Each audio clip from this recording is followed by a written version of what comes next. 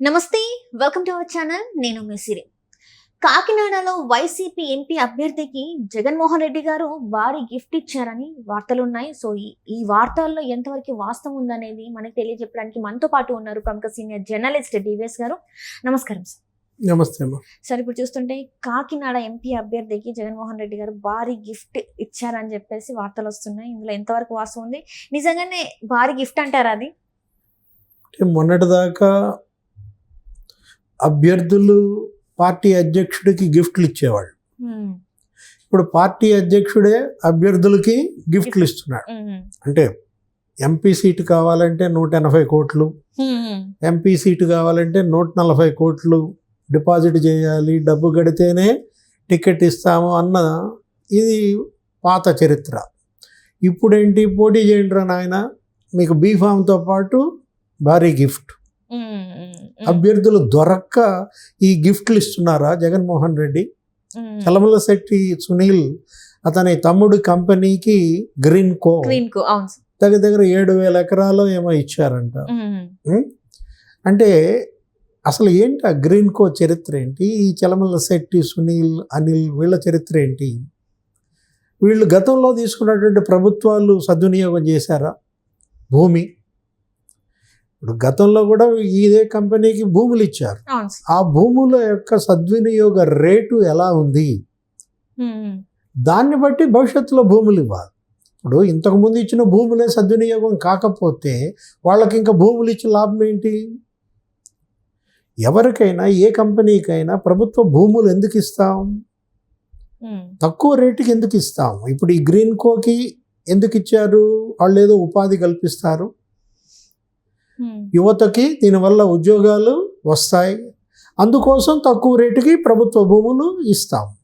ఇప్పుడు ఈ 8,000 ఎకరాలు ఇచ్చారు కదా, దీనికి కోడ్కి ఒకరోజు ముందు, ఎలక్షన్ కోడ్ కరెక్ట్గా మొన్న వస్తోందనగా దానికి ఒకరోజు ముందు 1,950 ఎకరాలు ఇచ్చారంట. కోడ్కు ఒకరోజు ముందు జీవోలు ఇచ్చారంటే అక్కడే నీకు అర్థమైపోతుంది దానిలో ఉన్నటువంటి అజెండా. ఏం ఆశించి? Quid pro quo.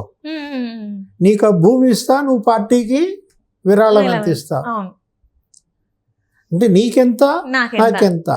ఇక్కడ ఏంటి, ప్రభుత్వ భూములు ప్రైవేటు వ్యక్తుల పరం చేస్తూ వాళ్ళు ఇచ్చే విరాళాలు పార్టీలకు, పార్టీ అధ్యక్షుల ఖాతాల్లో వేసుకుంటున్నారంటే ఎంత దారుణం, ఎంత వంచన, నయ వంచన అన్నమాట.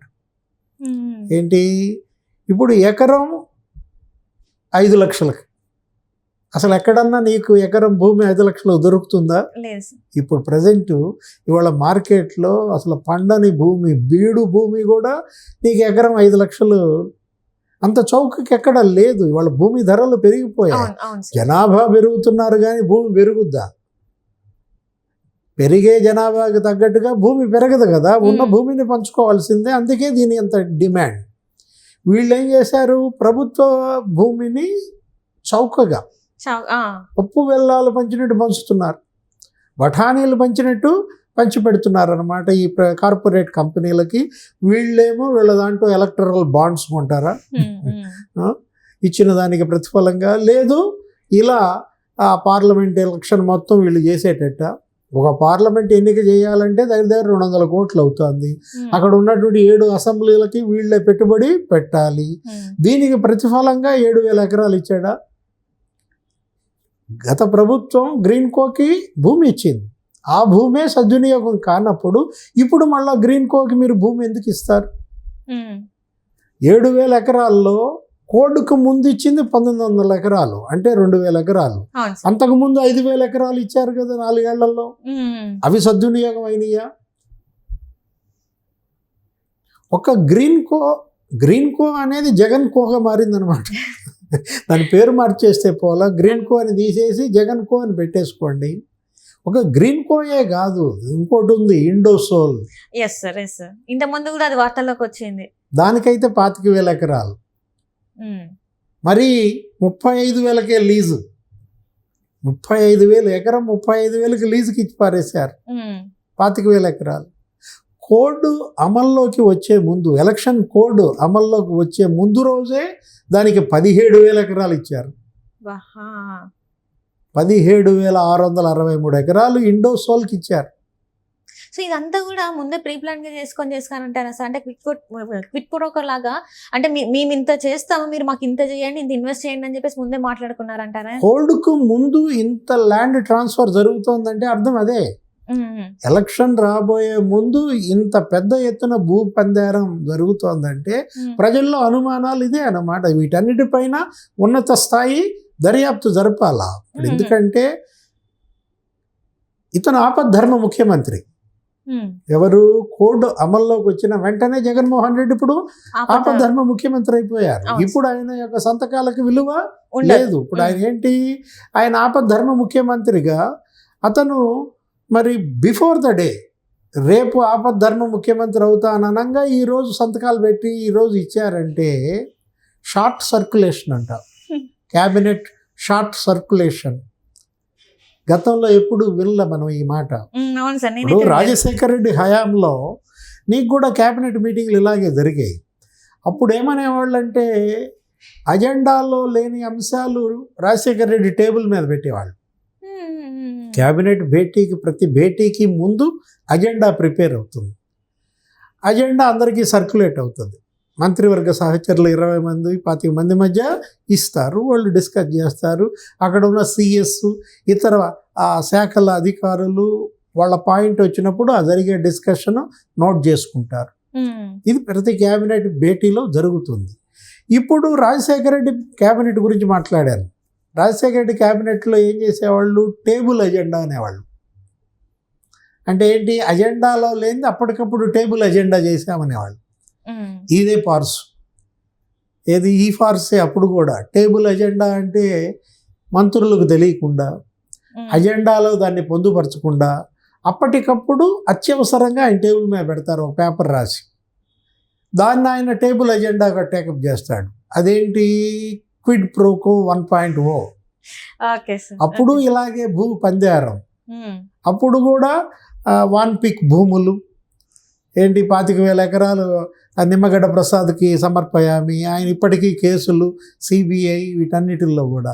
ఇప్పుడు ఈ సిబిఐ జగన్మోహన్ రెడ్డి ఫేస్ చేస్తున్నటువంటి 13 కేసులు ఈ ల్యాండ్స్కి సంబంధించే. భూ కేటాయింపులు, గనుల కేటాయింపులు, నీటి కేటాయింపులు ఇవే అన్నమాట. అప్పుడు ఏ విధంగా తండ్రి అధికారం అడ్డం పెట్టుకుని క్విడ్ ప్రోకోకు పాల్పడ్డాడో ఇప్పుడు తనే ముఖ్యమంత్రి అయిపోయాడు. ఈ ప్రజలు చేసిన పిచ్చి పని, దొంగకి తాళాలు ఇచ్చిన దీంట్లో ఇప్పుడు ఆయన ఏం చేశాడు? కరెక్ట్గా కోడ్ రాబోయే ముందే వాడికి 17,663 ఎకరాలు పంచిపెట్టాడు. ఎవరికి? ఇండోసోల్. వీడికి 1980 ఎకరాలు వీడికి పంచిపెట్టాడు.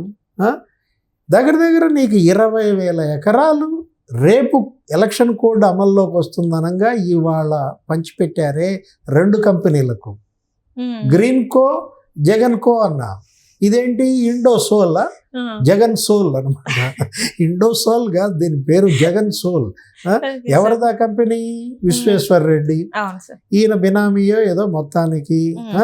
అదేదో ఉంది కదా, ఏంటది? ఎలక్ట్రికల్స్. షిరిడి సాయి ఎలక్ట్రికల్స్ అనే ఒక కంపెనీ. మొత్తం కాంట్రాక్ట్లన్నీ దానికి. షిరిడి సాయి ఎలక్ట్రికల్స్ ఇప్పటికీ ఈ 5 ఏళ్లలో ఎన్ని వేల కోట్లు కాంట్రాక్ట్లకు వచ్చాయి. ఇంతకుముందు దీని పరిస్థితి ఏంటి? ఇప్పుడు దీని పరిస్థితి ఏంటి? ఆ కంపెనీకి అనుగుణంగా ఉండడం కోసం టెండర్ నిబంధనలే మార్చేస్తారన్నమాట.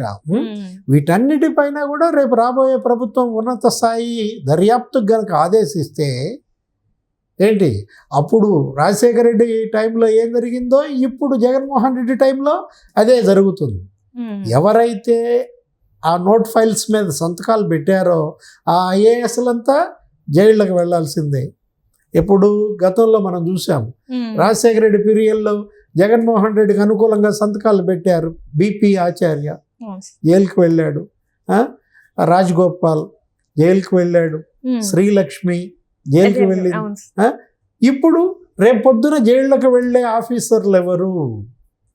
ఇవాళ ఆంధ్రప్రదేశ్ ఐఏఎస్లలో హాట్ టాపిక్ అన్నమాట. ఇండోసోల్కి 17,000 900 ఎకరాలు రాసి ఇచ్చిన ఆయన జైలుకు వెళ్తాడా? గ్రీన్ కోనా ఇది? అవును సార్, ఇది దీనికి 1960 ఎకరాలు దీనికి రాసి ఇచ్చిన ఆయన జైలుకు వెళ్తాడా? ఎవరు ఈ షార్ట్ సర్క్యులేషన్ క్యాబినెట్ ఎజెండాలు తయారు చేసింది ఎవరు? దానిపైన సంతకాలు పెట్టింది ఎవరు? నోట్ ఫైల్స్ మీద ఏమి రాశారు, ఏమి సంతకాలు పెట్టారు? ఇవన్నీ కూడా రాబోయే పీరియడ్లో వచ్చే ప్రభుత్వం గనక దర్యాప్తుకు ఆదేశిస్తే జగన్మోహన్ రెడ్డి జైలుకి ఎటు వెళ్తాడు, అది వేరే విషయం. ఆల్రెడీ గతంలో జైలుకి వెళ్ళి వచ్చినటువంటి ఆయనే, కొత్తగా వెళ్ళేదేముంది? విజయసాయి రెడ్డి జైలుకి వెళ్ళి వచ్చిన ఆయనే, కొత్తగా వెళ్ళేదేముంది? వాళ్ళకి జైలు కొత్త కాదు. ఇప్పుడు కొత్తగా మీరు జైళ్ళకి వెళ్ళాలా? ఇప్పుడు ఇక్కడ ఉన్నటువంటి ప్రభుత్వ ప్రధాన కార్యదర్శి సిఎస్ జవహర్ రెడ్డి బాధ్యత వహిస్తారు. లేకపోతే ఈ ల్యాండ్ బ్యాంక్ ఇష్యూ చేసినటువంటి ఈ మంత్రిత్వ శాఖ బాధ్యత వహిస్తుంది. దానికి ఉన్నటువంటి ప్రిన్సిపల్ సెక్రటరీలు జైలుకి వెళ్లాల్సి వస్తుంది అనమాట. జైలు పిలుస్తోంది, రా కదిలి రా అంటారా? Right sir, right. Thank you so much sir. నమస్తే.